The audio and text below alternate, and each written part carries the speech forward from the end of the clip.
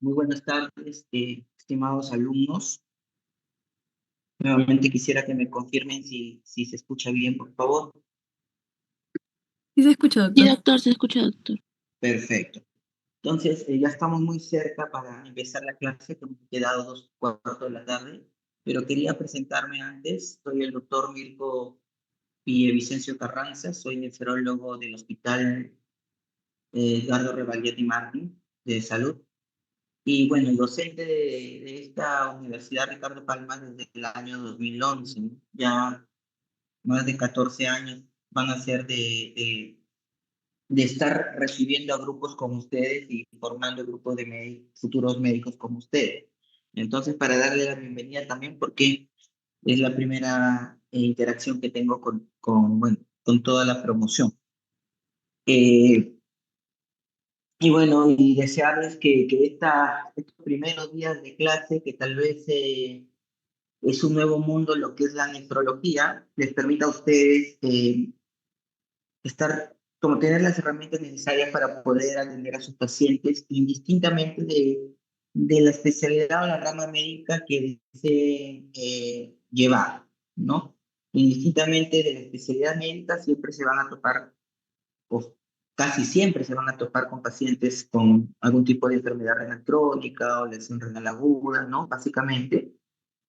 Y bueno, es importante, por lo tanto, saber conocimientos esenciales de nefrología.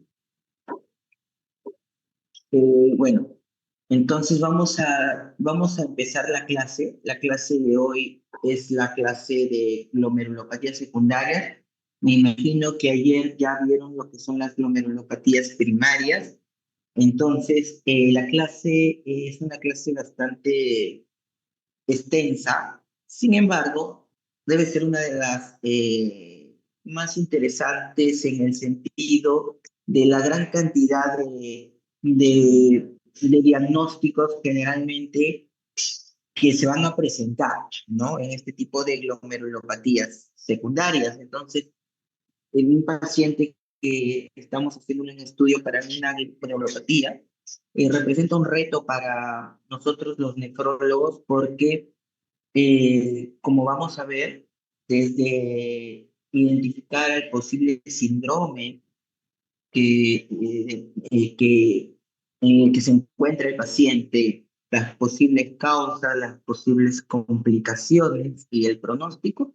Entonces, todo eso es bastante interesante y requiere un bastante trabajo. Entonces, cuando hablamos nosotros de glomerulopatías secundarias, obviamente que estamos hablando sobre todo de enfermedades que son sistémicas, ¿no? Enfermedades sistémicas que van a comprometer a varios órganos y tejidos, ¿no? Entre ellos lo que es el riñón. Entonces, ayer habíamos por ejemplo, de glomerulopatías primarias que se circunscribían básicamente a lo que es el riñón, pero el día de hoy ya estamos hablando de enfermedades sistémicas que van a involucrar también al riñón y a otros órganos. Existen estas diferentes tipos de glomerulopatías, van a tener diferentes tipos de causas, diferentes tipos de origen, y la fisiopatología va a cambiar dependiendo de la causa que lo produzca. Sin embargo, todas van a desencadenar en una vía final común, que es lo que es el daño renal, ¿no? Van a tener una vía común, que es el daño renal. Eh, Ahora, conforme va estas glomerulopatías produciendo diferentes tipos de daños específicos de acuerdo a cuál sea la causa, va a producir diferentes cambios a nivel de histológicos, ¿no? De cada glomerulopatía. Sin embargo, todas al final van a desencadenar en una nefroangiosclerosis. O sea, la vía final común de cualquiera de estas glomerulopatías va a terminar en la esclerosis del riñón. Entonces, ya si estamos hablando de glomerulopatías, obviamente tenemos que hablar del glomérulo. Ya ayer comentaron de qué era el glomérulo, ¿no? Pero lo importante dentro del glomérulo y que tienen que ustedes siempre conocer y recordar, si estamos hablando de glomerulopatías, es una estructura importante dentro del glomérulo, que es la membrana de filtración. Ayer seguro ya lo conversaron, pero es importante que nosotros lo recalquemos bien. Entonces, cuando hablamos de membrana de filtración, hablamos de tres componentes, ¿no? De esta membrana. De la parte interna a la parte externa, estamos hablando de la pared endotelial, de la membrana basal fusionada del endotelio y obviamente del epitelio especializado llamado porocito. Entonces, estas tres membranas de filtración con sus diferentes características que ya la conocen, el endotelio poroso para darle una selectividad de tamaño a los productos que se filtran y los que no, la membrana basal con sus aminoglicanos de paransulfato que le van a dar una carga negativa y van a repeler los solutos a las sustancias que tengan, que sean también eléctricamente negativas como las proteínas y le va a dar selectividad de carga.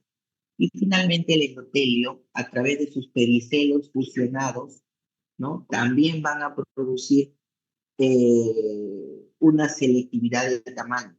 Entonces, cuando se daña cualquiera de estas membranas, puede ser una o puede ser las tres, cuando se daña cualquiera de esas estructuras se va a manifestar ya como una glomerulopatía. ¿Ok? Entonces, y obviamente esta membrana de ultrafiltración, como su mismo nombre lo dice, va a ser la encargada del proceso más importante que se produce en el glomérulo, que es la ultrafiltración o la excreción de lo que es el exceso de agua y los solutos. Entonces, cuando se daña, aquí vemos en un corte, cualquiera de estos tipos de membrana, de componentes, vamos a tener por sí una glomerulopatía. Entonces, no se olviden endotelio interno, membrana basal fusionada y los pedicelos de los porocitos. Entonces, acá está justo, la filtración glomerular se va a producir en estas tres capas, va a estar determinada por selectividad de tamaño y selectividad de carga, y bueno, la tasa de filtrado glomerular es la que va a medir la eficacia de este proceso de filtración glomerular, y como ustedes ya lo conocen, se halla a partir de la creatina. Para que exista un buen proceso de filtración glomerular, tiene que haber dos componentes importantes, dos componentes, el componente estructural y el componente funcional. El componente estructural no está otra cosa que conformada con las características de la membrana. ¿Qué tanto la membrana está indemne? ¿Qué tanto la membrana conserva su estructura para que lleve a cabo su función de selectividad de la filtración? Entonces, aquí hablamos de cómo se encuentra la membrana. Y la otra componente, y es una parte más fisiológica, que depende de la presión de filtración. Cuando ustedes estudiaron en semiología, la semiología del edema, hablaron de la ley de Stalin, cómo se producía el edema.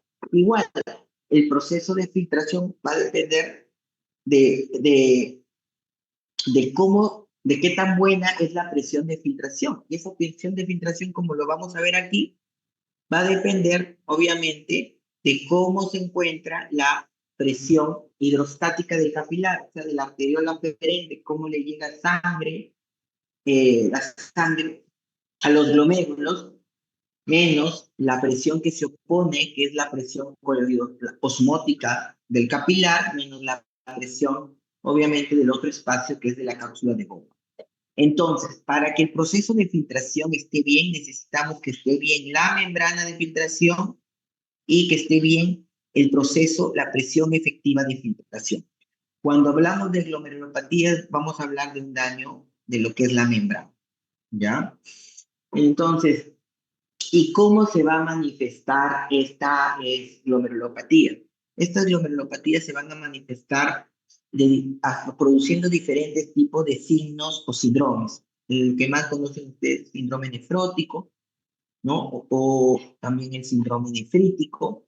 Algunas veces va a manifestar con características de ambos síndromes, lo que muchas veces lo conocen como el síndrome nefrótico nefrítico, Actualmente algunos textos lo llaman como un síndrome nefrótico impuro, porque tiene características de nefrítico. Simplemente puede presentarse como una proteinuria o como una hematuria aislada. Entonces, cuando nosotros hablamos de síndrome nefrítico agudo, ¿ya? Lo principal que tiene que venirle a su cabecita es que el daño se encuentra en la capa más interna. El daño se encuentra en el endotelio, ¿ya?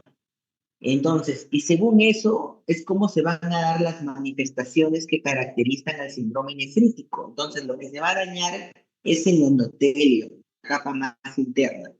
Al dañarse el endotelio, está en contacto obviamente con los glóbulos rojos, lo primero que se va a ver es hematuria, ¿no?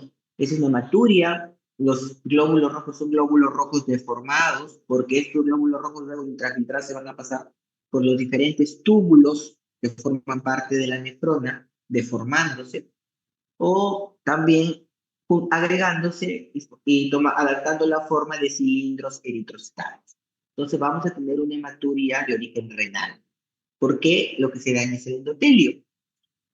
Obviamente, si va a haber un daño del glomerular, vamos a tener y se va a presentar que el paciente va a tener de una manera brusca, va a cursar con una insuficiencia renal aguda. Y una insuficiencia renal aguda, sobre todo poligúrica, ya que va a estar dañado el proceso de filtración. Entonces el paciente va a estar asociado con una aquioligúrica. La proteinuria es de carácter subnefrótica, es decir, menos de 3 gramos en 24 horas. Y esto obviamente es porque la capa que está dañada es la capa interna. Todavía tenemos una capa media y una capa externa indemne que todavía nos puede retener ciertos elementos grandes como las proteínas. Entonces, por eso la proteinuria no va a ser tan masiva, sino de carácter subnefrótico. Se van a formar los edemas, ¿no? El síndrome nefrítico agudo se forman los edemas, pero son edemas, nosotros le llamamos de tipo congestivo, ¿verdad? Para indicar que es un edema como que es un edema duro, un poco apretado, turgente, ¿no? Para diferenciarlo del edema que vamos a hablar más blando del síndrome nefrótico. Es un edema duro, es un edema congestivo. Y el paciente, obviamente, al estar dañado el endotelio y al estar sobrecargado de líquido, el paciente va a hacer hipertensión arterial. Entonces, esta es la pentada de signos que forma parte del síndrome nefrítico agudo y ustedes lo tienen que conocer. Hematuria, aqueoligúrica, proteinuria subnefrótica, edemas e hipertensión arterial. Esto, y cuando nosotros hablamos de qué es lo que puede ocasionar un síndrome nefrítico agudo, yo les he traído dos tablas. Esta primera tabla, que es interesante porque permite diferenciarlo de acuerdo a la edad del paciente. Así tenemos que cuando el paciente es un adolescente o menor, la principal glomerulopatía que cursa con síndrome nefrítico es la glomerulonefritis aguda postinfecciosa o la llamada glomerulonefritis aguda postestreptocócica. También tenemos algunas vasculitis del tipo púrpura de Henoch-Schönlein, que es una vasculitis no solo renal, sino también cutánea, muy edad en adolescentes, y las pacientes con nefropatía lúpica, las adolescentes, sobre todo mujeres, calzan bien con este tipo de presentación de un síndrome nefrítico agudo, ¿ya? También tenemos ahí unas enfermedades congénitas por la edad, pero las principales, digamos, son las postinfecciosas, la púrpura de Henoch-Schönlein y la lúpica. Cuando ya nos adelantamos a pacientes jóvenes o adultos jóvenes o medios, ya transicionamos, ya no se ve casi la glomerulonefritis postestreptocócica.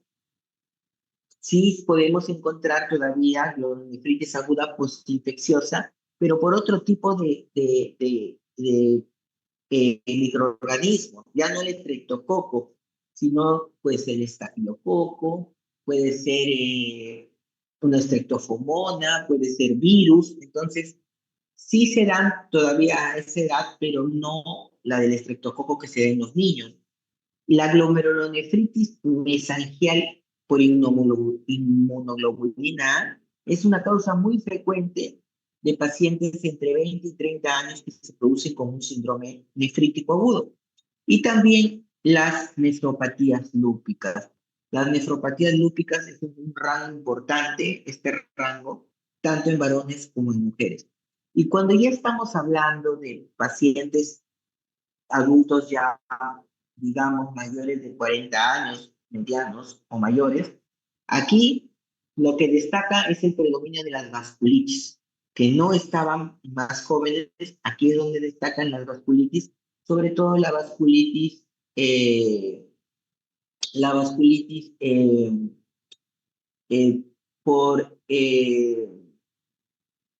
la vasculitis MPA, ¿no? Que es la que más se ve en este tipo de pacientes por encima de los 40 años.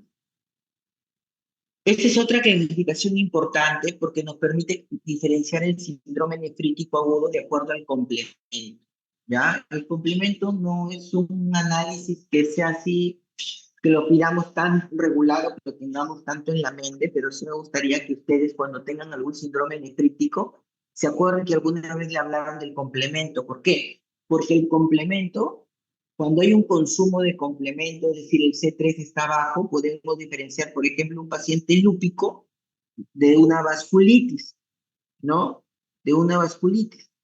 Entonces, la vasculitis y el lupus, por ejemplo, se comportan casi, son muy parecidas en cuanto a su presentación, pero una manera de diferenciarlas tenemos si nosotros pedimos un C3, si está consumido, va para el lupus, y si está normal, no hay consumo de complemento, generalmente para vasculitis. Acá tenemos otras enfermedades, muchas infecciosas que van con consumo de complemento, por ejemplo, la postinfecciosa también va con C3 consumido, ¿ya? Eh, Cuando hablamos del síndrome nefrótico, también hablamos de una pentada característica, ¿ya? Pero aquí hablamos de que el daño va a ser en las capas medias y en la capa externa, es decir, va a ser en la membrana basal como en el porocito. Por lo tanto, las manifestaciones van a cambiar. Entonces, lo que más va a destacar aquí no va a ser la hematuria, sino lo que más va a destacar aquí es la proteinuria. Y una proteinuria importante, nefrótica. ¿Por qué? Porque aquí sí, al estar dañada la capa, la membrana, la sal o los podocitos, ya no va a haber otra membrana que lo contenga, porque son las membranas más externas. Entonces la proteinuria va a ser importante. Frente a una proteinuria de alto rango, se va a perder las proteínas de la sangre, obviamente por la orina, y el paciente va a hacer una hipoalbuminemia severa. Cuando el paciente hace una hipoalbuminemia severa, recuerden que el paciente hace edemas, incluso hace un edema generalizado, un edema blanco, blando, con fovea, y muchas veces incluso con pérdida de líquido en tercer espacio, llámese derrame pleural, síndrome ascítico o derrame pericárdico, ¿no? O sea, hace un tipo de anasarca. El cuarto componente es la hiperlipidemia. Los pacientes sobre todo cursan con aumento de triglicéridos. Esto es porque las lipoproteínas, que son las que transportan estos, eh, este colesterol, estos triglicéridos, estos lípidos, se han escapado por la orina y por lo tanto estos lípidos andan sueltos en la sangre. Y finalmente tenemos la hipercoagulabilidad. Hay una pérdida de una proteína importante o un factor de coagulación importante de la cascada de coagulación, como es la antitrombina. Entonces, cuando se pierde la antitrombina, su mismo nombre dice antitrombo, se evita que haya trombos, entonces el paciente entra en un proceso que favorece la coagulación o la presencia de trombos. Entonces, la pentada del síndrome nefrótico va a ser proteinuria nefrótica, hipoalbuminemia, edema, hiperlipidemia e hipercoagulabilidad. Ya ustedes pondrán frente a frente para que tengan en cuenta cuál es la diferencia. Ahora, es cierto que comentamos que había un término que se llamaba síndrome nefrítico nefrótico, que llamábamos síndrome nefrótico impuro, ¿no? Hablamos. Y generalmente esto es porque hay pacientes con síndrome nefrótico, ¿no? Que tienen estas características, pero por ahí pueden tener hematuria, por ahí pueden tener hipertensión, que son las características del síndrome nefrítico, de su pentada, no de esto. Pero no, eso es el menor rango, no es lo que va a caracterizar a estos pacientes, ¿ya? Pero sí puede haber. O sea, un paciente con síndrome nefrótico puede tener hematuria en un 30% de los pacientes, lo mismo que hipertensión arterial, pero no es, digamos, lo principal del síndrome, ¿ya? A diferencia del síndrome nefrítico, que sí tiene que haber y es lo principal. Cuando hablamos de síndrome nefrótico, existen innumerables causas, ya innumerables causas para poder estudiar. Van desde las enfermedades inmunológicas como el lupus, que también produce síndrome nefrítico, puede parecer como síndrome nefrótico, la vasculitis, ¿no? Las vasculitis que acá hemos conversado, igual, las artritis reumatoide, o sea, las enfermedades inmunológicas pueden producir síndrome nefrótico.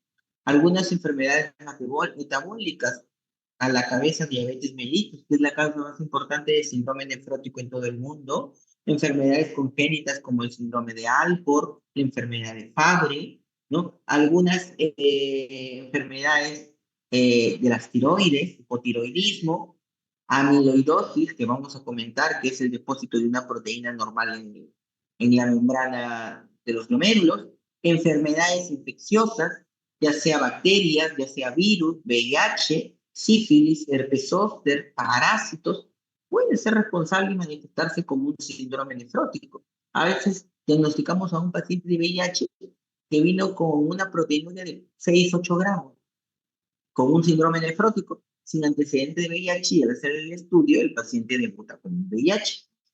Entonces, también las enfermedades infecciosas pueden contribuir. Tenemos los fármacos diferentes que vemos aquí, los tumores, los cánceres también pueden manifestarse como un síndrome nefrótico. Podemos encontrar un cáncer gástrico a partir de un síndrome nefrótico, un cáncer de piel, un cáncer de pulmón, un linfoma, una leucemia a partir de un síndrome nefrótico. Finalmente tenemos otras etiologías como la hipertensión arterial. La obesidad misma puede producir un síndrome nefrótico, ¿ya? En los pacientes, sobre todo de tipo como una glomerulosclerosis focal segmental. Entonces, no vamos a revisar, como hemos visto, todas las glomerulopatías secundarias, porque son varias, pero vamos a revisar algunas que consideramos que son las más importantes que deben saber. Tenemos primero la nefropatía diabética. Vamos a hacer un resumen rápido, considerando que es un tema que lo van a desarrollar ya más adelante de manera más precisa. Entonces, cuando hablamos de nefropatía diabética, estamos hablando de aquellos pacientes diabéticos, ¿no? Que comienzan a presentar pérdida de proteína o albúmina superior a 300 miligramos de orina de 24 horas, ¿no? Entonces, y generalmente está asociado a retinopatía diabética, luego de haber, obviamente, descartado otro tipo de causas. Entonces, un paciente diabético tiene pérdida de proteínas, más de 300 miligramos en 24 horas, y que también tiene asociada retinopatía diabética, es un paciente que es diagnosticado con nefropatía diabética. La nefropatía diabética es la principal causa de enfermedad renal crónica y terminal en todo el mundo, ¿no? A causa de necesidad de terapia renal en todo el mundo. Y los diabéticos tipo 1 son los que son más propensos a desarrollar nefropatía diabética. Ayer vimos con sus compañeros un paciente diabético tipo 1. Son los pacientes que son más difíciles de controlar su glucosa, requieren necesidades más altas de insulina. Por lo tanto, casi la tercera parte, entre 30 y 40% de estos pacientes van a desarrollar enfermedad renal crónica o nefropatía diabética entre los 15 y 20 años. En cuanto a los diabéticos tipo 2, que es la mayor parte de diabéticos, la mayor prevalencia son los diabéticos tipo 2, solo un 5 a 10% van a desarrollar nefropatía diabética. Pero al ser tantos los diabéticos de todo el mundo, se convierte en la principal causa de enfermedad renal crónica en todo el mundo.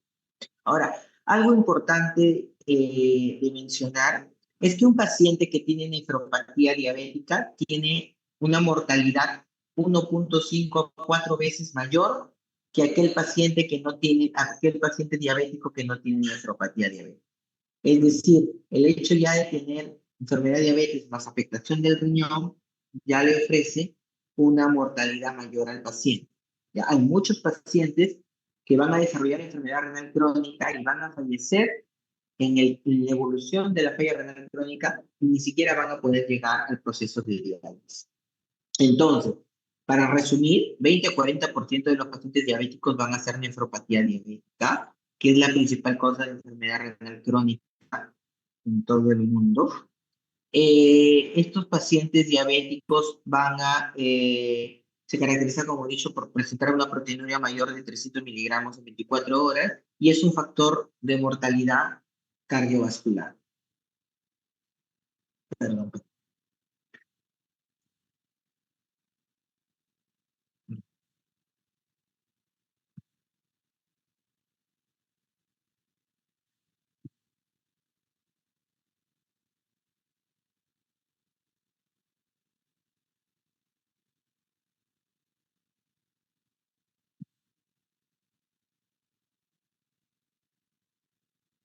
Ya.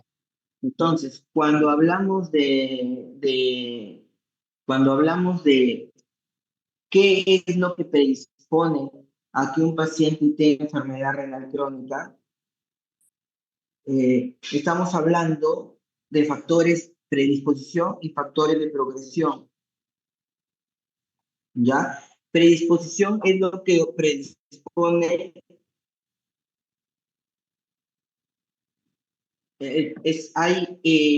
lo que le va a predisponer a estos pacientes diabéticos a desarrollar nefropatía diabética. Entonces, dentro de las principales causas tenemos lo que es la hipertensión arterial. Entonces, aquellos pacientes que, aparte de diabéticos, son hipertensos, van a tener la posibilidad de tener mayor la presencia de eh, de esta nefropatía diabética. Los pacientes, obviamente, que tienen altos valores de la hemoglobina glicosilada, los pacientes diabéticos que no son bien controlados, los pacientes que tienen síndrome metabólico asociado, es decir, no solo son diabéticos, sino que también son obesos, también tienen colesterol alto, también tienen triglicéridos altos.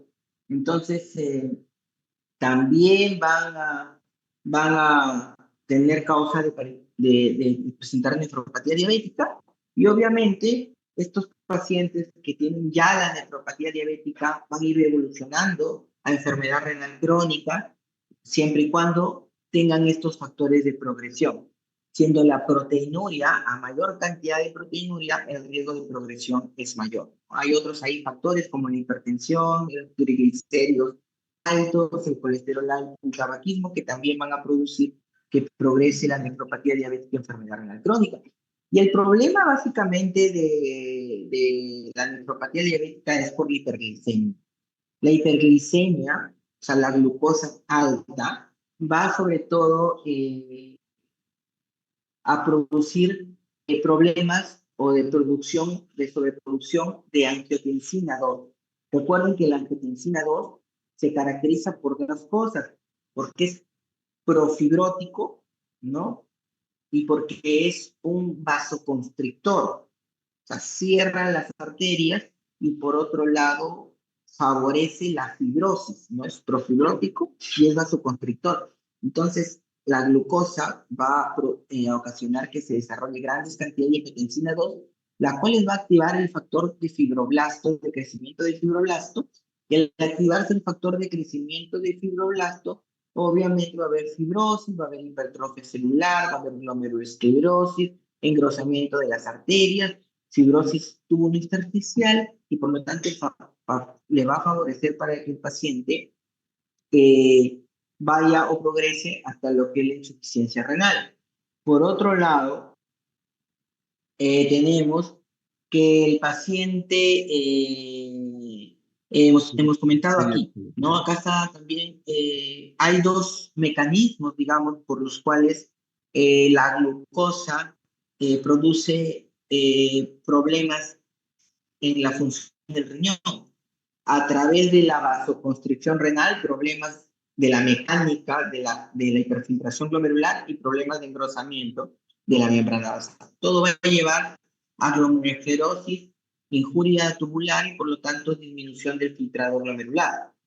En la patología, en la biopsia renal, ¿qué es lo que vamos a encontrar? Primero, indicar que generalmente los pacientes diabéticos no se biopsian, no los biopsiamos. ¿Y eso por qué? Porque, primero, porque sabemos que ahora vamos a comentar sobre cómo evoluciona la nefropatía diabética en los pacientes. Entonces, sobre todo conocemos que los pacientes que ya tienen diabetes entre 10, 15 y 20 años, pacientes que son mal controlados su glucosa, van a desarrollar entonces nefropatía diabética. Entonces no tendría mucho sentido hacer una biopsia en un paciente porque el tratamiento igual va a depender básicamente de la corrección de la glucosa. Entonces, pero en aquellos pacientes, digamos, por fines académicos, en aquellos pacientes que se le ha hecho la biopsia renal, lo más importante que se va a encontrar es una glomerulosclerosis nodular. Es decir, los glomérulos van a tener infiltraciones de células que van a producir nódulos. En el estadio 1 es común los nódulos de Kim-Wilson. ¿Ya? Aquí vamos a ver, por ejemplo, ¿no? Lo que hemos mencionado, generalmente hay un engrosamiento de la membrana basal, aquí vemos de verde, engrosamiento de la membrana basal, va a haber una hipertrofia de las células mesangiales y va a haber una acumulación de mesangiólisis. Y estos nódulos que se va a ver aquí son los famosos nódulos de Kim-Wilson que se va a ver en la diabetes tipo 1 y que es patognomónico de la diabetes tipo 1. En la diabetes tipo 2 se va a producir más una glomerulosclerosis nodular parecida, pero no lo de Kim-Wilson. Ahora, cuando yo les hablaba de cómo evoluciona la nefropatía diabética, era por esto, ¿no? Generalmente uno espera que durante el tiempo que el paciente tiene diabetes aparezcan ciertas evidencias de que ya hay un daño renal. Entonces, es así que el paciente diabético, cuando han pasado 5 años desde el diagnóstico de la diabetes, el paciente ya comienza a presentar microalbuminuria, es decir, ya comienza a presentar pérdida de proteínas entre 30 y 300 miligramos de proteínas en 24 horas, entre 30 y 300 miligramos. Si le damos 5 años más, es decir, 10 años desde el inicio de la diabetes, entonces ya no solo se va a hacer una microalbuminuria, sino ya va a ser una proteinuria per se, una proteinuria clínica o una macroproteinuria, como le llamábamos antes, que es que el paciente ya presenta más de 300 miligramos de proteínas en 24 horas. Si le damos 5 años más al paciente, es decir, 15 años desde el inicio de la diabetes, el paciente va a presentar ya signos de enfermedad renal crónica y finalmente si le damos 5 años más, ya vamos 20 años, el paciente probablemente ya esté con riesgo de uremia, es decir, que ya estaremos en un estadio 5 de la enfermedad renal crónica. Entonces, aproximadamente tendrían que pasar 20 años si seguimos esta lógica para que el paciente presente una enfermedad renal crónica terminal. Sin embargo, esto que se ve tan bonito ocurre en los pacientes diabéticos tipo 1, o sea, pero en los pacientes diabéticos tipo 2, ¿cuál es el problema? Que no sabemos cuándo inició la diabetes, porque los diabéticos tipo 2 pueden haber estado o haber tenido la diabetes de manera subclínica o no diagnosticada durante muchísimos años. Nunca se chequearon, nunca fueron al médico, nunca se hicieron un examen de orina. Entonces, nunca se hicieron un examen de glucosa en ayunas, tolerancia, una hemoglobina glicosilada. Entonces, no podemos determinar cuándo fue el inicio de la diabetes, ¿ya? Entonces, esto que se ve así fácil es en los diabéticos tipo 1, pero en los diabéticos tipo 2 nos tenemos que cuidar. ¿Qué quiero decir? Por ejemplo, si tenemos un paciente que está en diálisis y tiene 10 años de diabetes, entonces no podemos decir, no, el doctor nos dijo que tenía que ser 20 años. No, eso es en el diabético tipo 1. En el diabético tipo 2, tal vez he estado 10 años de manera con diabetes no diagnosticado. Entonces, en los diabéticos tipo 2 no se cumple así a rajatabla. El riesgo de muerte, mientras aumenta las proteínas o aumenta el grado de enfermedad renal crónica, también aumenta, como habíamos comentado. Entonces, ¿cuándo debemos hacerle a los pacientes diabéticos un screening o una para saber si tienen ya o no nefropatía diabética? ¿Cuándo? ¿Cuándo debemos hacerle un screening? En los diabéticos tipo 1, hemos dicho, en los diabéticos tipo 1, hemos dicho que a los 5 años recién se presenta la proteinuria. Entonces ya es necesaria la microalbuminuria. Entonces esperaremos 5 años para hacerle un estudio de proteinuria. Pero en los diabéticos tipo 2, al no saber exactamente hace cuántos tiempo debutaron con diabetes, entonces tenemos que hacerle en el mismo momento que, eh, que le diagnosticamos la diabetes, tenemos que hacerle un estudio de nefropatía para descartar nefropatía diabética. ¿Y cuál es el estudio de nefropatía diabética? ¿Y cuál es el estudio de nefropatía diabética? Entonces, ¿cómo medimos o cómo hacemos o cómo buscamos proteinuria? Entonces, tenemos primero que hay, digamos, dos métodos que son los más comunes. Uno es la orina de 24 horas. En una orina de 24 horas, nosotros, en una orina de 24 horas, nosotros vamos a recolectar durante todo el día y vamos a tener esto. Si el paciente sale menos de 30 miligramos, va a tener, pues normal, entre 30 y 300 microalbuminuria y más de 300 macroalbuminuria.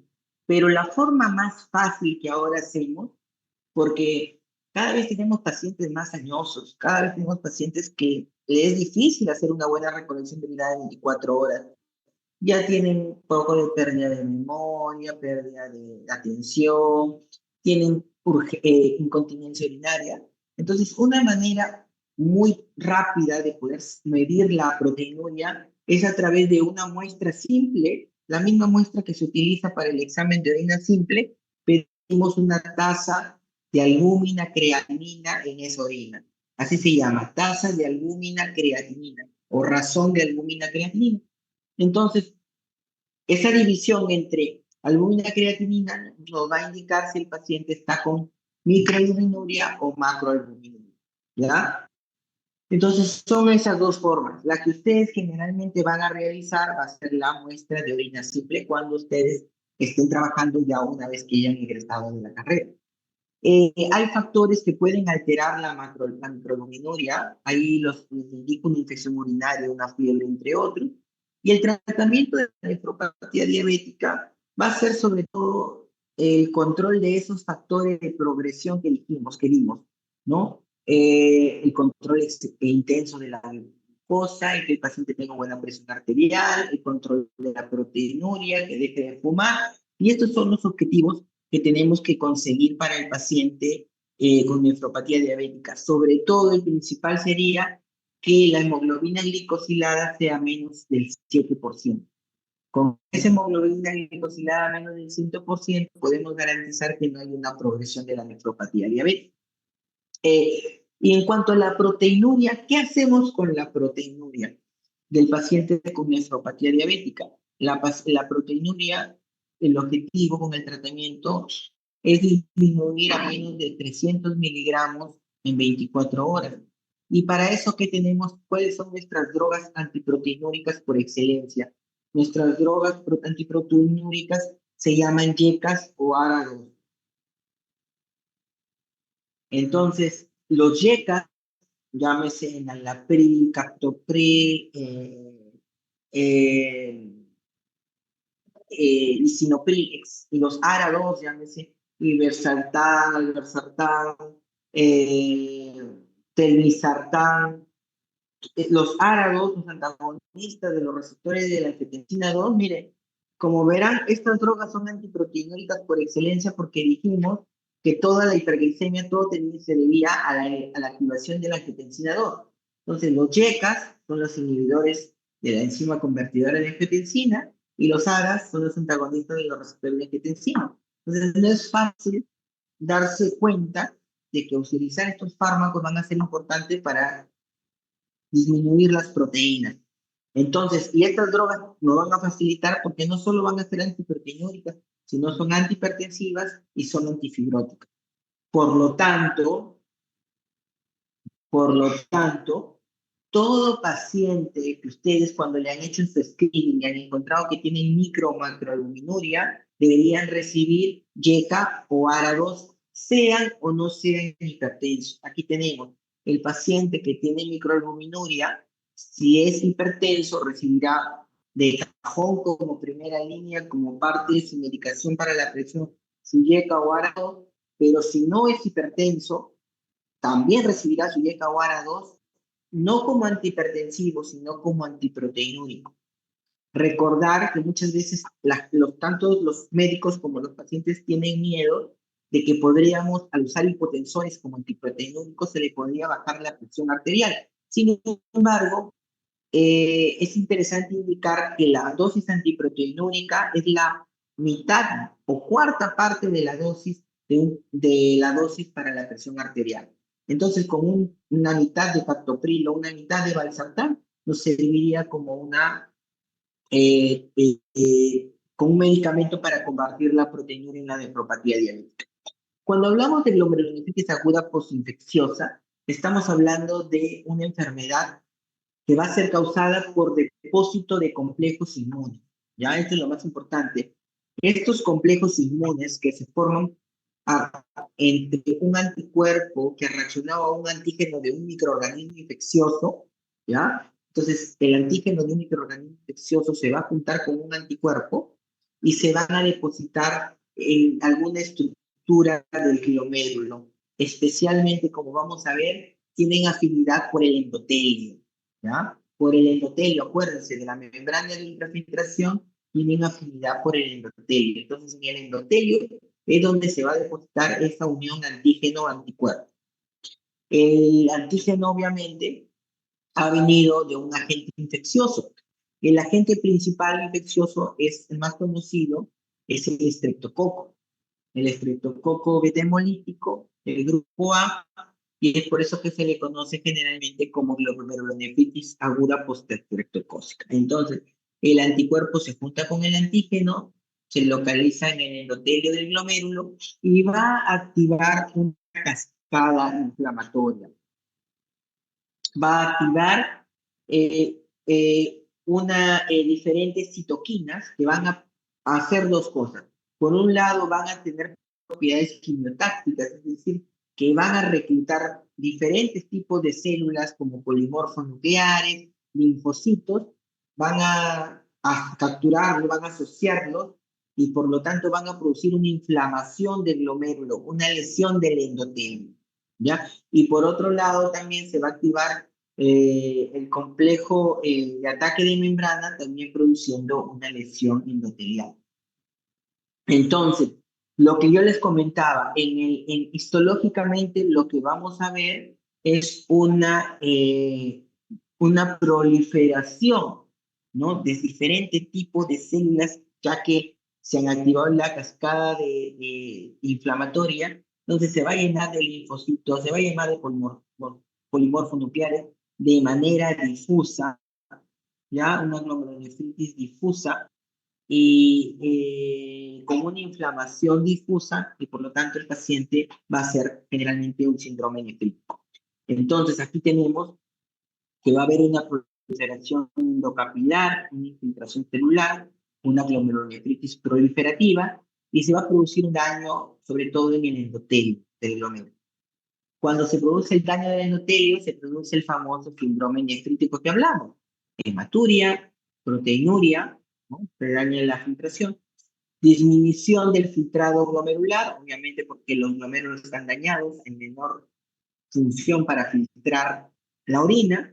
Al disminuir el filtrado del glomérulo va a haber oliguria, por lo tanto, al disminuir la función renal va a haber un aumento de la urea creatinina, el paciente va a tener un AQI, una injuria renal aguda, y finalmente, al haber una oliguria, al saber el organismo que está perdiendo que no se está produciendo orina, entonces lo que va a tratar de retener es retener agua y retener sodio activándose el sistema renina-angiotensina-aldosterona.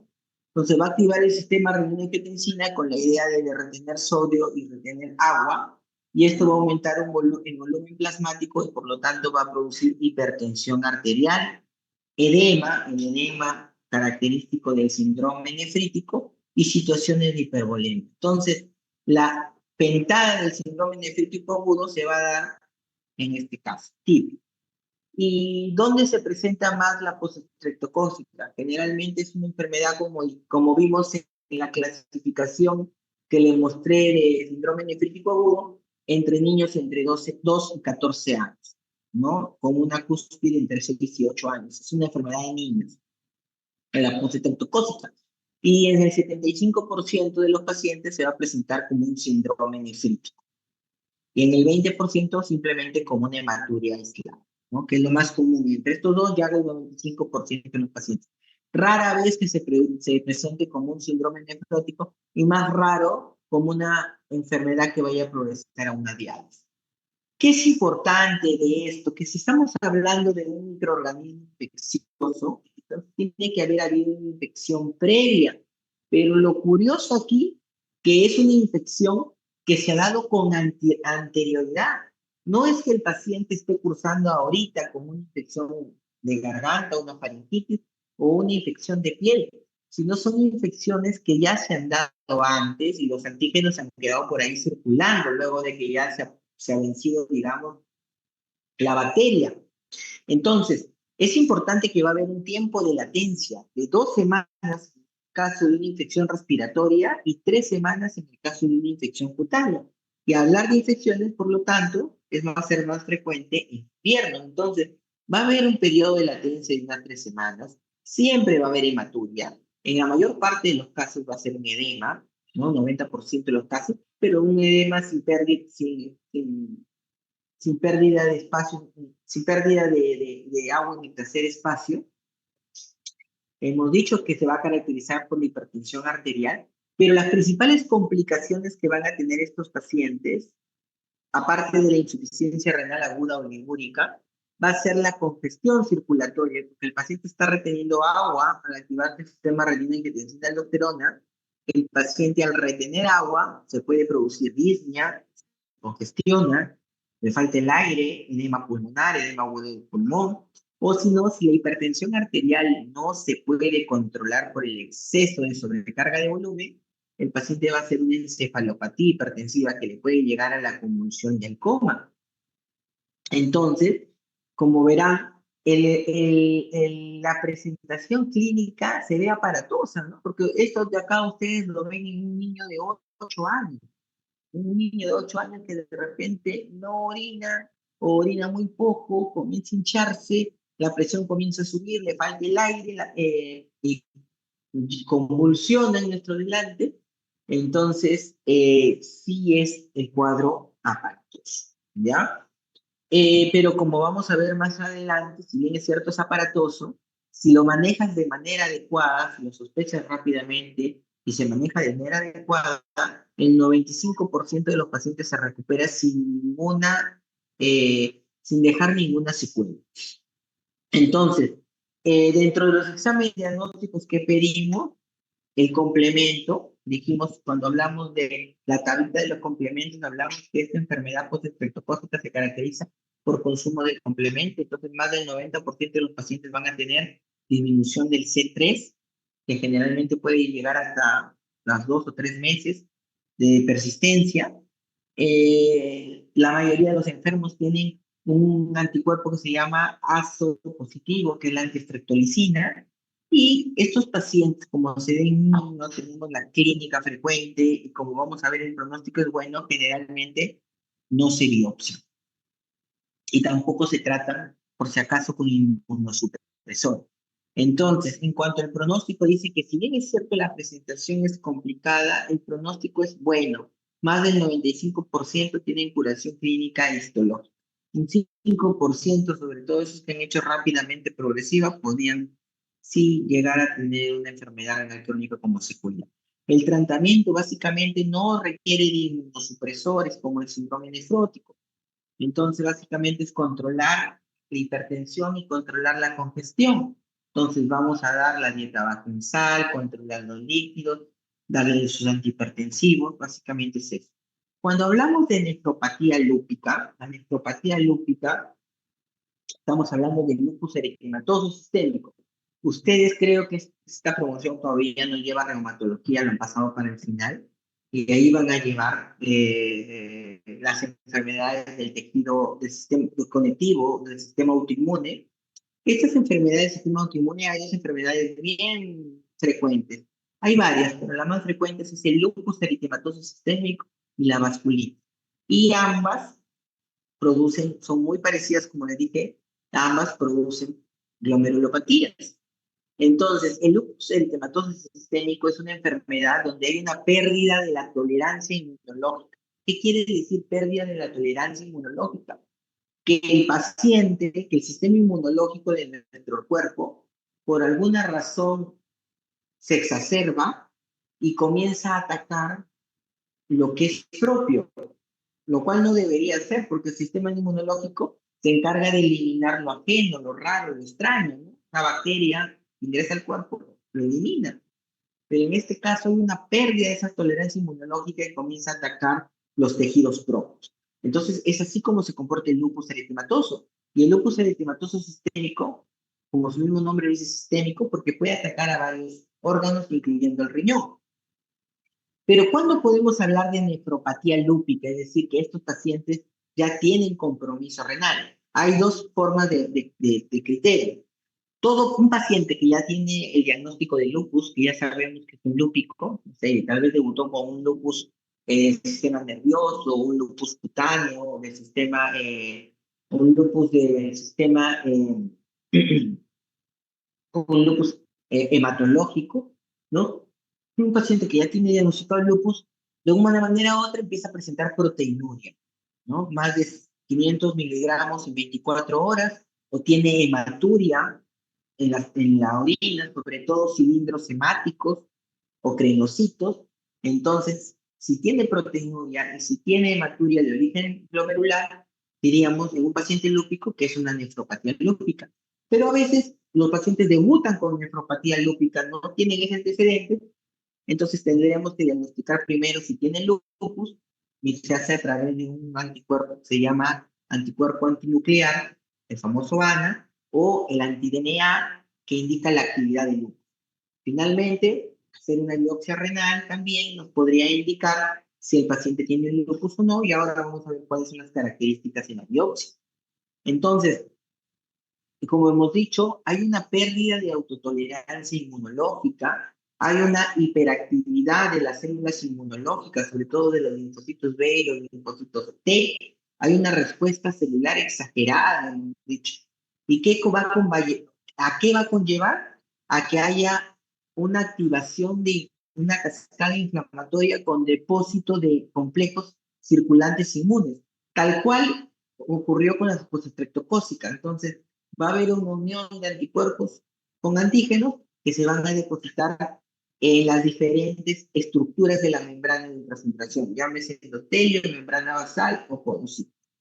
Entonces hemos dicho que va a haber una desregulación inmunitaria, se van a formar los anticuerpos que van a dañar, van a proliferar las células T y la cascada inflamatoria y se va a dañar cualquier tipo de órgano. Aquí vemos cómo los complejos inmunes se van a depositar, en este caso están depositados en el endotelio y en la membrana basal. Entonces, ¿cuáles son las indicaciones de una biopsia renal? ¿No? Generalmente un paciente que tiene lupus y que comienza a tener una nefropatía lúpica, eh, tiene indicación de hacerle una biopsia renal. Todos los pacientes con lupus que tengan proteinuria o que tengan hematuria, hay que hacer una biopsia renal por 4 motivos. Primero, para confirmar el diagnóstico. Es importante saber si es una nefropatía lúpica y no otra enfermedad. Segundo, dentro de las nefropatías lúpicas hay hasta 6 clases. Cada clase se manifiesta de una manera diferente. La clínica es diferente, el pronóstico es diferente y el tratamiento es diferente. Entonces es importante para establecer un pronóstico y un tratamiento, identificar a qué clase de nefropatía lúpica nos estamos enfrentando. Entonces, acá yo mencioné que hay 6 clases de nefropatía lúpica, desde la mesangial mínima, donde nos encontramos con glomérulos aparentemente normales, o la mesangial, que solo se ha visto afectado el mesangio leve, no solo las células del mesangio, pero también ya en la clase 3 vamos adentrándonos cada vez a nefropatías lúpicas que van a ser más clínicas, que van a tener más sintomatología. Y tenemos la nefropatía lúpica focal, clase 3, en donde menos del 50% de los glomérulos se van a dañar, ¿no? Va a haber lesiones tanto dentro de los capilares o fuera de los capilares, ¿ya? Y las lesiones se van a caracterizar en agudas o activas o crónicas. También tenemos en la clase 4 que digamos, de todas es la que peor clínica te da, la que te da peor pronóstico, porque en este caso, para decir que es una nefropatía clase 4, es que más del 50% de los glomérulos se encuentran dañados, ¿no? Se encuentran con estos depósitos que hemos mencionado, subendoteliales. Los depósitos pueden afectar parte del glomérulo o todo el glomérulo. Se pueden ver engrosamientos de la membrana basal, ¿no? Que al microscopio se denominan las famosas asas de alambre, depósitos en asas de alambre, se vuelven rígidas las membranas basales, entonces están totalmente trastornadas la función de filtración.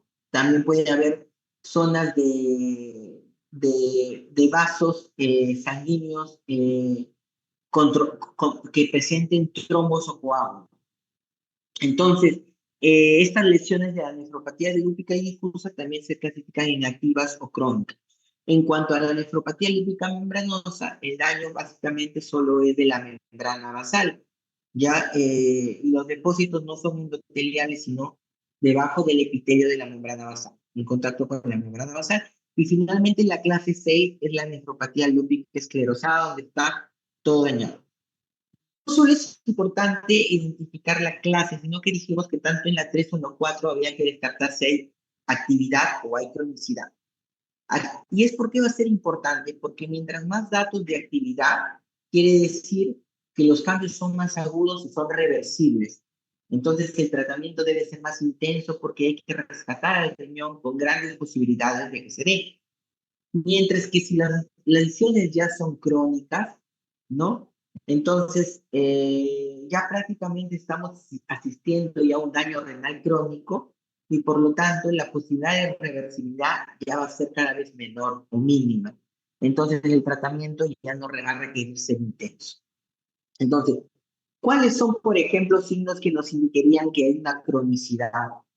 Signos de glomerulosclerosis, signos de fibrosis en el intersticio, atrofia tubular, presencia de semilunas. Las semilunas no es otra cosa que el espacio de Bowman, ¿no? Donde el glomérulo está prácticamente descansando ahí, dentro del glomérulo hay un espacio donde se va a colectar lo que se ha ultrafiltrado.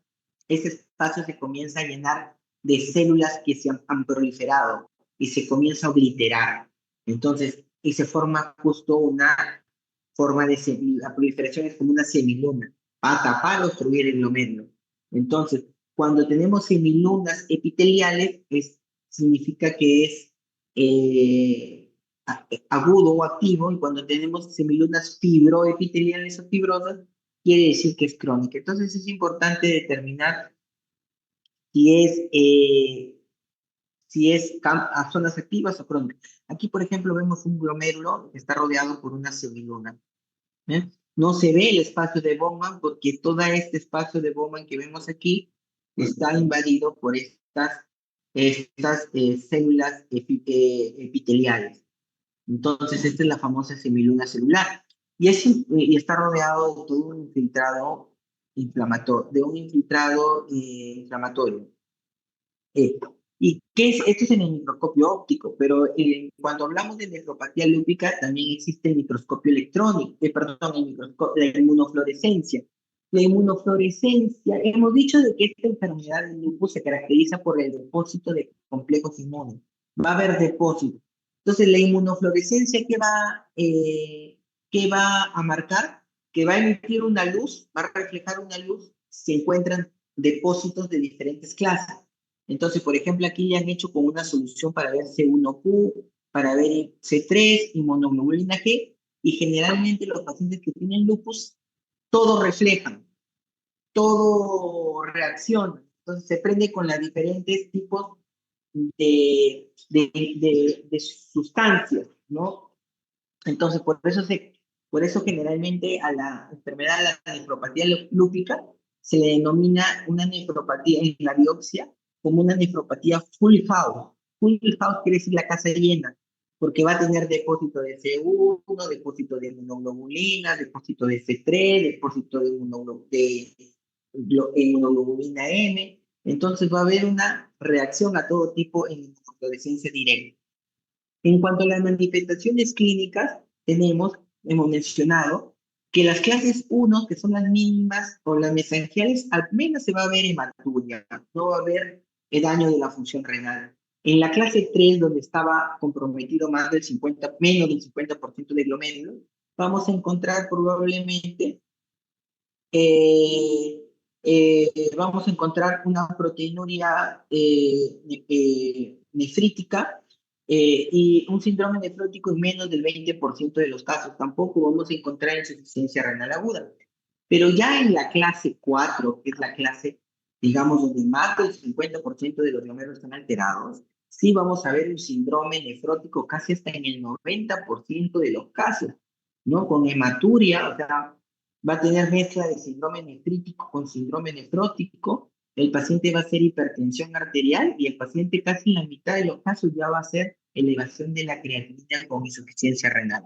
Entonces, los pacientes con clase 4 ya son los más floridos clínicamente, los que presentan síndrome nefrótico, nefrítico y falla renal. Y los de la clase 5, que es la membranosa, generalmente presentan síndrome nefrótico. Aquí, por ejemplo, yo le he dejado ahí para que lo vean una correlación clínica patológica. Solo indicar aquí que, por ejemplo, la nefropatía lúpica difusa, que es la más dañina, se puede decir, cursa con todo, ¿no? Hematuria, proteinuria, nefrótico, insuficiencia renal, hipertensión arterial. Va a tener alto consumo de complementos. El anti-DNA va a estar alto porque el anti-DNA y el complemento son indicadores, son marcadores de actividad del lupus. Mientras más activo esté el lupus, más va a haber presencia de anti-DNA y consumo de complementos. Y es la que evoluciona insuficiencia renal. Y es importante indicar que, por ejemplo, que en la nefropatía lúpica membranosa, generalmente se presenta como un síndrome nefrótico, pero es la que tiene escasa actividad inmunológica. ¿Qué quiere decir? Que muchos pacientes podemos pedirle un complemento, un anti-DNA y estar normal, pero el paciente tiene un síndrome nefrótico y tiene un ANA positivo. Entonces, cuando en la biopsia se nos presenta una membranosa, puede tener negativo estos exámenes de laboratorio que hemos mencionado, el complemento y el anti-DNA. ¿Cómo se maneja? ¿Ya? Entonces, lo más importante aquí para manejar es la clase 3 y la clase 4, porque hemos dicho que es la que se presenta con proteinuria y progresa en enfermedad renal crónica. Entonces, hay dos tipos de terapia, la terapia de inducción y la terapia de mantenimiento, ¿no? La idea de la terapia de inducción es rápidamente, de una manera rápida, la dosis de inmunosupresores, son inmunosupresores más potentes y con mayor dosis. Y generalmente la idea es de una manera rápida disminuir la inflamación, disminuir el componente inmunológico de una manera intensa. Generalmente Este periodo dura aproximadamente unos 3 meses. Luego de los 3 meses ya pasamos a la terapia de mantenimiento.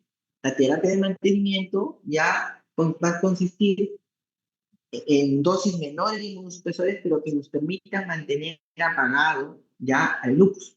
Generalmente va a durar entre un periodo aproximadamente de 2 años. Entonces, la terapia de inducción 3 meses y la terapia de mantenimiento va a durar 2 años. Muchas veces la remisión de la proteinuria o del síndrome nefrótico podemos no encontrarla en la inducción, pero sí podemos encontrarla más adelante en la terapia de mantenimiento. Entonces, la base de la terapia de inducción son los corticoides, generalmente en pulsos altos de metilprednisolona, y se va a asociar a dos inmunosupresores fuertes, al micofenolato y a la ciclofosfamida, ¿no? Son los dos principales medicamentos, micofenolato o ciclofosfamida, son muy parecidos. La ciclofosfamida tiene más efectos adversos que el micofenolato, pero son muy parecidos. Entonces tenemos 3 meses de tratamiento. Y para el mantenimiento, ya se hace también con corticoides, es decir, los corticoides nos van a acompañar durante todo el tratamiento, pero generalmente ya dosis muy bajitas de prednisona, y puede ser micofenolato, y ya no ciclofosfamina, sino aciatropina, todo por vía oral. El tratamiento, como hemos dicho, generalmente son 2 años, o un año después de alcanzar la remisión. ¿Ok? Entonces, ¿cuál es el pronóstico? Bueno, el pronóstico principalmente, el que peor pronóstico tiene es el grado 4, más del 50% de glomérulos afectados, ¿no? El grado 4, la sobrevida casi solo es del 60%, mira el del riñón, es decir, el otro 40% va a llegar a diálisis, imagínense, 40% van a llegar a diálisis, dice, a los 10 años, el 40% va a llegar a diálisis. Y por ejemplo, aquí tenemos un gráfico, ¿no? Donde nos indican, mire, aquí en negrito tenemos aquellos pacientes que han logrado una remisión parcial. Es decir, es una remisión, cuando tú das un tratamiento inmunosupresor, el objetivo es una remisión parcial o completa. Parcial es que disminuyas a la mitad de las proteínas cuando empezaste. Es decir, si mi paciente empezó con 6 gramos de proteinuria, que durante los 3 primeros meses yo llegue a menos de 3 gramos, eso quiere decir remisión parcial. Hemos disminuido la proteinuria en más de la mitad, o al menos la mitad. Y remisión parcial es que ya no hay proteína. Entonces, miren, por ejemplo, en este gráfico, estos de línea continua son aquellos que disminuyeron en más de la mitad, remisión parcial. Y estos de acá son los que ni siquiera se produjeron remisión parcial. Miren cómo en el tiempo, esta es la sobrevida del paciente, sobrevida del riñón. Miren cómo estos pacientes, estos riñones de quienes no han logrado una disminución de la proteinuria se van a pico en poco tiempo. Mientras que aquellos que han logrado, aunque sea disminuir el 50%, en algún momento se estancan, logramos detener la progresión de la enfermedad renal crónica. Entonces, es importante el control de la proteinuria con estos medicamentos anti-inmunosupresores. Las vasculitis, hablamos que así como había el lupus, la otra enfermedad inmunológica que en reumatología lo van a ver son las vasculitis sistémicas, que son muy parecidas, por eso yo siempre digo que son las primas hermanas del lupus, a pesar de que fisiopatológicamente son diferentes, pero esta también se encarga de que hay una afectación o una alteración de los vasos sanguíneos, por eso se llama vasculitis, de los vasos sanguíneos, que puede ser de cualquier organismo, de cualquier sistema o solo del riñón. ¿Ya? Entonces puede ser una vasculitis renal o una vasculitis sistémica, pero el daño es a nivel de los vasos sanguíneos, es decir, va a ser un daño a nivel endotelial. Y sí tenemos que hay vasculitis grandes, vasos grandes, como la arteritis de la aorta, como hay vasculitis de vasos medianos, como hay vasculitis de vasos pequeños. Cuando hablamos de glomerulopatía, estamos hablando de glomérulo, estamos hablando de vasculitis de pequeños vasos, chiquititos. Entonces, la vasculitis renal o la glomerulopatía por vasculitis, ¿ya? La glomerulonefritis por vasculitis, también se conoce como enfermedades tipo ANCA. ¿Qué es el ANCA? El ANCA son unos anticuerpos anticitoplasmáticos que van a dar el diagnóstico de la vasculitis. Así como el ANA, que es el anticuerpo antinuclear, daba el diagnóstico de lupus, el ANCA va a dar el diagnóstico de lo que es la vasculitis. Entonces, los pacientes van a tener, son enfermedades ANCA positivas, van a tener presencia de este anticuerpo anticitoplasmático. Hay tres tipos de vasculitis: la poliangiitis microscópica, la de Wegener y la de Church-Strauss, que lo vamos a desarrollar a continuación. Entonces, esta enfermedad también se da por una pérdida de la tolerancia inmunológica, también se altera el sistema inmunitario, pero no van a producir antígenos y anticuerpos, sino lo que van a producir son estos anticuerpos, o sea, no va a haber un depósito de un complejo inmune, no se va a unir un anticuerpo con un antígeno, como ocurrió en el lupus. En este caso, lo que va a haber es una presencia de estos anticuerpos anticitoplasmáticos, o también llamados anticuerpos activadores de los neutrófilos, que van a producir una activación de los neutrófilos. Entonces, los neutrófilos, ¿no?, van a llegar al endotelio de los vasos sanguíneos, del glomérulo en este caso, de la membrana de infiltración, y van a producir una cascada, una respuesta inmune. Entonces, estos neutrófilos activados van a agregar diferentes tipos de células, desde linfocitos, macrófagos, células gigantes. Entonces, se va a producir hasta una necrosis, ¿no?, de esta celularidad o de este tejido, y la formación de fibrina. Muchas veces se produce lo que se llama granulomatosis necrotizante. Los granulomas no son otra cosa que células multinucleadas gigantes que se han unido. Todo esto por la activación de estos anticuerpos. Entonces, estas vasculitis de pequeños vasos que afectan al glomérulo, hemos dicho que se pueden clasificar en tres. Todas se caracterizan por presentar esta glomerulonefritis necrotizante o vasculitis necrotizante. Se caracterizan por ser pausinmunes, es decir, no hay depósitos de complejos autoinmunes que lo diferencia del lupus, ¿ya? Entonces, acuérdense de esas dos cosas importantes: vasculitis necrotizante sin depósitos de anticuerpo de inmunes. Y se van a clasificar en tres. Tenemos la poliangiitis microscópica, la poliangiitis de Wegener y la de Chorestau. Cuando hablamos de poliangiitis microscópica, estamos hablando de una vasculitis que generalmente se va a presentar en pacientes por encima de 60 años. Ya es una vasculitis de adultos mayores, ¿ya? Pero también tiene un pico entre 20 y 30 años, o sea, tiene dos picos, entre 20 y 30 años, y los ancianos mayores de 60 años.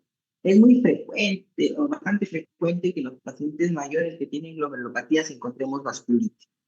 Entonces, y de este tipo, poliangiitis microscópica. Entonces, esta vasculitis se va a presentar en el riñón como una glomerulonefritis, que se va a presentar como un síndrome, se va a presentar como una hematuria más una proteinuria no nefrótica, generalmente. Entonces, las vasculitis generalmente no producen proteinuria nefrótica como el lupus. Se presentan como una hematuria, como una proteinuria subnefrótica. Muchas veces no solo afecta el riñón, sino afecta el pulmón. Entonces se presenta como un síndrome pulmón-riñón, ¿ya? Pulmón-riñón. Entonces, en el pulmón, al afectarse los vasos sanguíneos, el paciente tiene hemoptisis, tiene lo que se denomina una hemorragia alveolar. El paciente hace como si tuviese un edema agudo de pulmón. Entonces, esta vasculitis puede afectar el riñón, produciendo hematuria y proteinuria nefrótica, o como una hemoptisis con dificultad para respirar, el síndrome pulmón-riñón.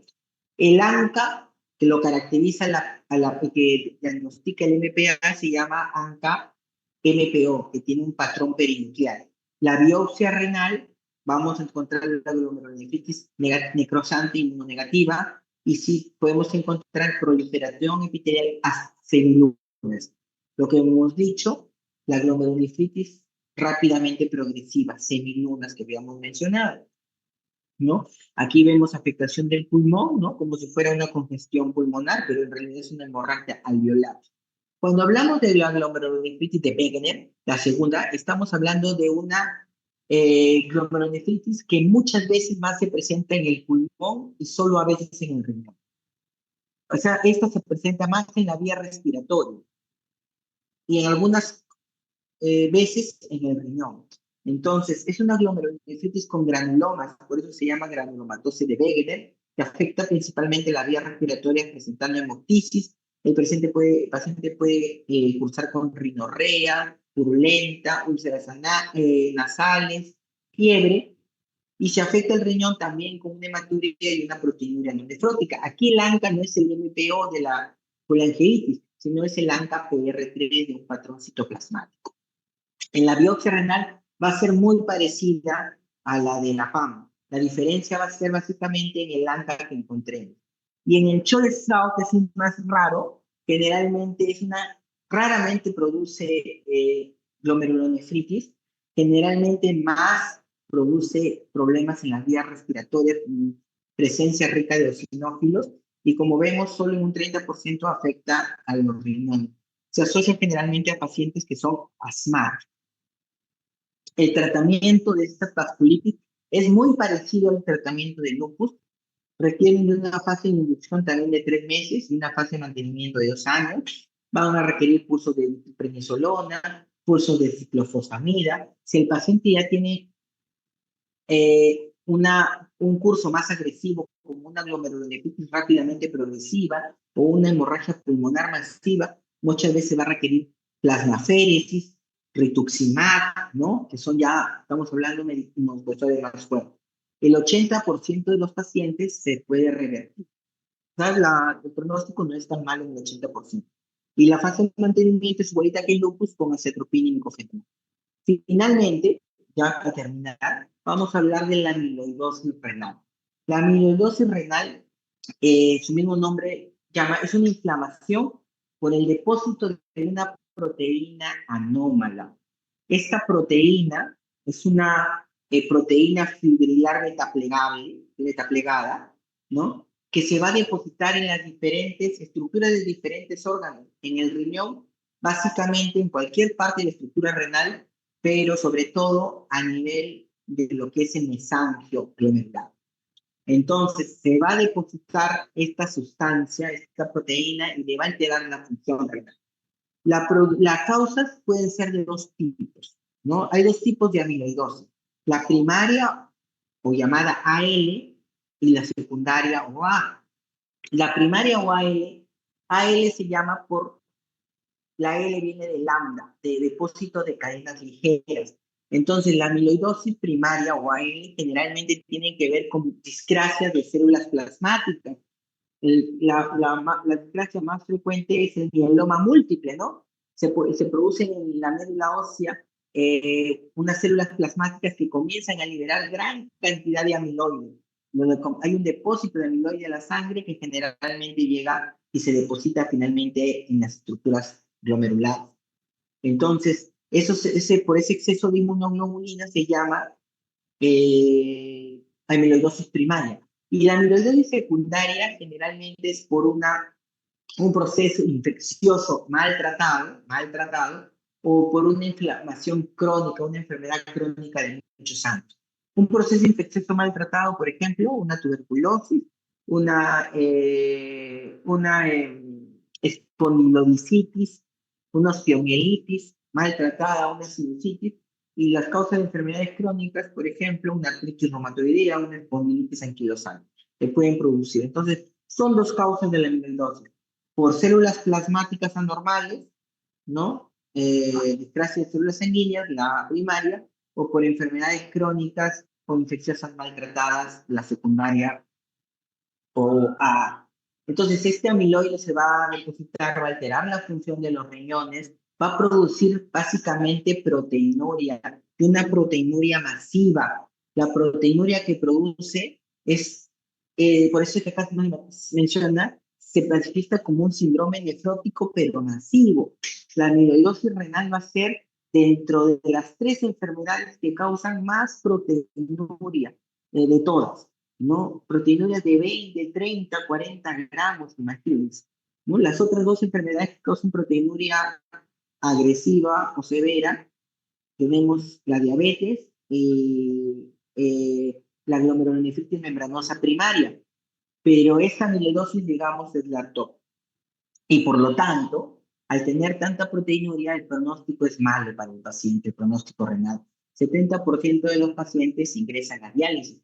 Histológicamente vamos a observar cómo se ha depositado este material de manera notable en el mesangio y en los capilares glomerulares. Tenemos ver cómo el depósito de lo que es en el mesangio se va a ver con un color rojo pongo positivo y a la luz, a la luz polarizada va a atenuar y se va a ver un color tipo verde manzana. Entonces, el amiloide es una coloración paz negativo, coloración paz negativo. Entonces, esa era la última diapositiva que les iba a mostrar. No sé si alguno de ustedes tienen alguna pregunta. Como les mencioné, es una clase bastante larga y puntos específicos. Lo primero que yo les pediría que lean es la membrana de ultrafiltración, porque ya han visto que sabiendo los tres componentes, ustedes pueden decir, de acuerdo a qué componente es afectado, cuál va a ser la clínica. Si se va a presentar como un síndrome nefrítico o como un síndrome nefrótico. Si se dañó el endotelio nefrítico, si se dañó la membrana basal o los podocitos como un síndrome nefrótico. Entonces, eso es lo primero. ¿Ya? Lo otro es aprenderse la pentada, tanto del síndrome nefrítico como del síndrome nefrótico y cuáles son las causas más comunes, de acuerdo a la edad, de acuerdo al consumo del complemento, ¿no? Aprenderse cuáles son las causas más frecuentes.